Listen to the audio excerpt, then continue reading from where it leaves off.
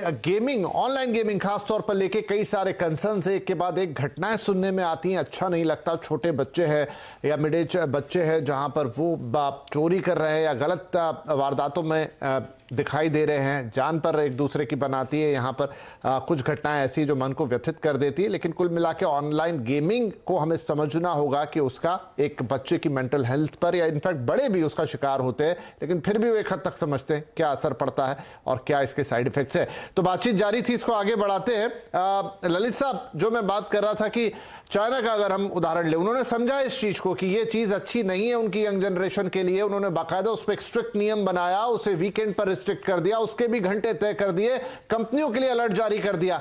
क्या हमारे यहां भी इस तरह के नियम के कानून की जरूरत है?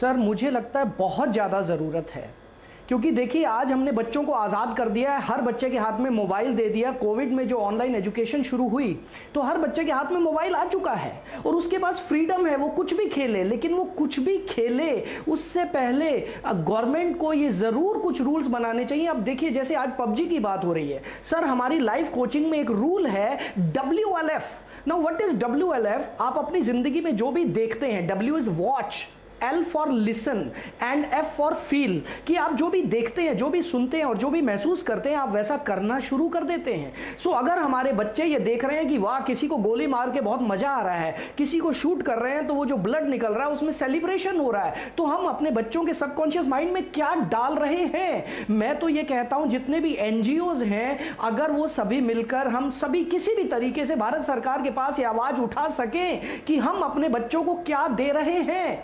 हम अभी उनके पास इतना समझ नहीं है कि मुझे क्या करना है, what to do what not to do. So सबसे पहला तो गवर्नमेंट को ये एक्शन लेना चाहिए कि गेम्स के जैसे हर एक इंडस्ट्री के लिए हमने एक एजेंसी रखी हुई है कि वो एजेंसी उसको कंट्रोल करती है, सेम वे गेमिंग पर भी होनी चाहिए। लेकिन एट द सेम टाइम, मैं जानता हूं इसमें टाइम लगेगा, लेकिन एट द सेम टाइम मैं पेरेंट्स से ये रिक्वेस्ट करना चाहूंगा कि आप अपने बच्चों को इन्वॉल्व कीजिए अपने साथ, अपने बच्चों के साथ ज्यादा से ज्यादा समय बिताइए, उनसे बात करिए, उनका मेंटल स्टेटस क्या है, उनकी फिजिकल एक्टिविटीज पर ध्यान रखिए, तभी हम इसको कवर। नहीं, आप बिल्कुल सही कह रहे हैं कि यहाँ पर माता पिता का रोल बड़ा अहम हो जाता है। और जो हम भारत सरकार की बात कर रहे हैं तो इस तरह के दो चीजें हैं इस समय, जहां पर एक तरफ गेमिंग को फैसिलिटेट करने की भी बात है एज ए इंडस्ट्री, लेकिन दूसरी तरफ रेगुलराइज करने के लिए भी विचार हो रहा है, बाकायदा चीजें प्रोसेस में। लेकिन कब तक और कितना, उस पर शायद वक्त लगेगा। डॉक्टर सोनी, लेकिन ये तो है कि नियम आएंगे तब आएंगे, हम अभी क्या कर सकते हैं?